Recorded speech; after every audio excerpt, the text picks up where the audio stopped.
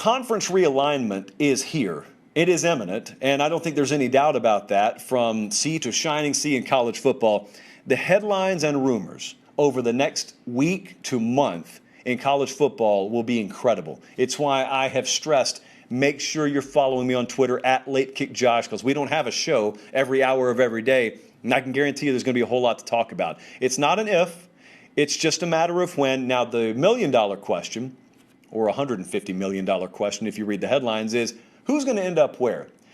Let me tell you now, as I said earlier, there is no skill in that. That's like trying to predict where the debris in a tornado is going to land. You just wait till it lands. Even the decision makers, even Greg Sink, even TV executives, Bob Bowlesby and the like, university presidents, they don't even know. And guys, in a lot of cases, they're the ones whose signatures will be needed on the forms when all is said and done. So there's just a lot of wait and look over both shoulders and wake up at 3:30 in the morning and check the phone to make sure nothing's happening. That is the life of a college football executive over the coming weeks and months. And I know they make a lot of money, but I want you to think about how chewed down to the quick fingernails are if you're an athletic director, or maybe you are a TV executive, but especially if you're a conference commissioner. Can you imagine this lifestyle right now? Because think about, at varying degrees, where you're at and what you're on the hook for. You've got coaching salaries that you're on the hook for. You've, of course, got infrastructure projects. You've got facility upgrades. And in some cases, you've got university debt that you have leveraged loans for against your future TV money that now all of a sudden you're finding out may not come to the degree that you thought it would. And it's all changed over the past week. If I were to have walked on this show 1 week ago, Colin, if I were to have sat on this show and I would have led it with, I got a prediction for you. By the end of SEC Media Days, the headline will have nothing to do with any team currently in the SEC. It's going to have everything to do with Oklahoma and Texas joining the SEC.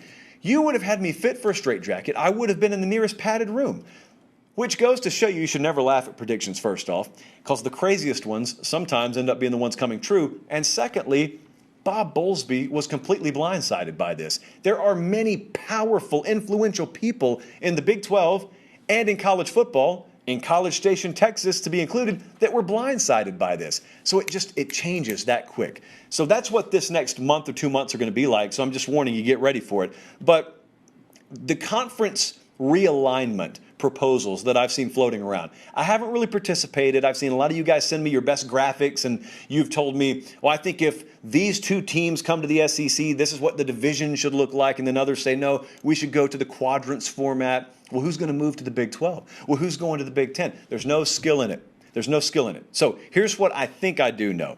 I don't think there is any shot that when all the dust settles, we have 4 legitimate super conferences. Here's what I didn't say. What I didn't say is we don't have enough teams to make up 4 super conferences. Call it 16 apiece. I'm not telling you we don't have enough teams. I said legitimate. We don't have enough teams for 4 legitimate super conferences. Do you understand how much oxygen is sucked out of the room with an SEC that consists of already the big boys that are in there, and then all of a sudden you've got Oklahoma and Texas, which completely renders one Power 5 conference irrelevant on the national stage. And then also, what are we looking at? Are we seriously going to measure the SEC equal to other conferences at that point? No. And so you don't have legitimacy, what I'm saying, in 4 super conferences. You could have all the teams out there. You could go raid the Mountain West and the AAC. You could do that, but it wouldn't be viewed as legitimate, which stands to reason is why you walk in and you demand at least as many at-large spots in a playoff coming up as you do guaranteed spots. Makes a lot more sense now. But the other question I have, which is why there is no skill in predicting this, is who told anyone the SEC's done expanding when they land Texas and Oklahoma?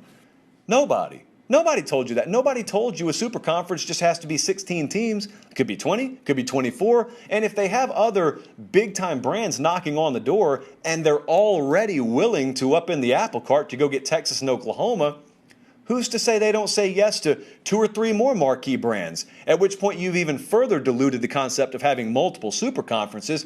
And while we're talking about conference realignment, I've seen a lot of proposals out there about the Big 12 and the future thereof that indicate, oh, Bob Bowlesby in the Big 12, well, they'll just go poach the best teams from the American Athletic Conference. Says who? I think some of you have revisionist history about what the Big 12 is minus Texas and Oklahoma. The Big 12 minus Texas and Oklahoma is no more prestigious a conference than the American currently is. I would argue, why wouldn't the Americans start looking to poach teams like TCU? Why wouldn't they start looking to poach teams? And before you say no one goes backwards, no one's going to go from a Power 5 to a G5, you got to do away with those logos. You got to do away with those brands in your head. You're in the middle of an earthquake right now in college football. Stop trying to figure out where everything sits and which building is this and what building is that. It's the middle of the earthquake. Everything's moving right now. Everything's in play. What the American Athletic Conference is today, it may be totally differently viewed than 2 weeks from now. Likewise with the Big 12. There could be a conference in existence right now that's done away with in 2 weeks. Everything's in play. So what I'm saying is, I was doing radio in South Carolina the other day and we were talking about this, and we were talking about which teams the Big 12 will poach. And in mid-sentence, and this is not smart, don't do this if you're doing radio hits, I said, the more I think about it, and I'll just think this out live on air with you guys, I'm sorry, who says the Big 12 is the one capable of poaching? Like, what attractiveness is there to go to the Big 12 at this point that there wouldn't be to just stay in the AAC? I want to mention more about that in just a second, because here is I think the biggest ripple effect that hasn't already been talked about a lot that's coming. This is going to have a massive ripple effect in the coaching market. And I don't think people are realizing it quite yet because we don't know how these tectonic plates are going to shift and settle eventually. But what happens if when all the dust settles, which I've said 15 times on the show tonight, what happens if when all the dust settles, the Pac-12 is 30% delegitimized? What happens if the AAC is completely blocked out and let's say they do have some of their teams poached? What happens, in other words, if one or multiple current conferences that we view and define as Power 5 are no longer that caliber after all is said and done? What happens to major coaches who happen to reside at programs that are in those conferences? I'll give you just a hypothetical here. What if the Pac-12 comes out on the wrong end of this? What does Mario Cristobal do at Oregon? Does he just stay there? What happens if the AAC gets gutted? What does Billy Napier do? After he's turned down multiple opportunities to have SEC jobs, wisely, I think, because he's been positioning himself to take the job he wants instead of just any job that comes along. Well, all of that jockeying and positioning and strategery was conducted with the old model. What if the new model says, get out as soon as you can? And you're looking around, there are several coaches, Matt Campbell at Iowa State. Who's taking Iowa State? If the Big 12 continues the implosion, what happens with Iowa State? So there are some big-time coaches out there that could all of a sudden be on the market without losing their jobs. And maintaining the same trajectory that they're currently on, you just look around and you say the landscape's changed. And I don't know anything about the Pac-12. What I'm saying is, for example, Mario Cristobal at Oregon right now, they're humming along. But what happens all of a sudden if the Pac-12 is not tomorrow what the Pac-12 is today? He could look at it and say, oh, well, I'm loyal to this brand, live or die. I'm loyal to this brand. Or he could say, well, I also have my career to worry about here. And then you ask yourself, what happens to the transfer portal?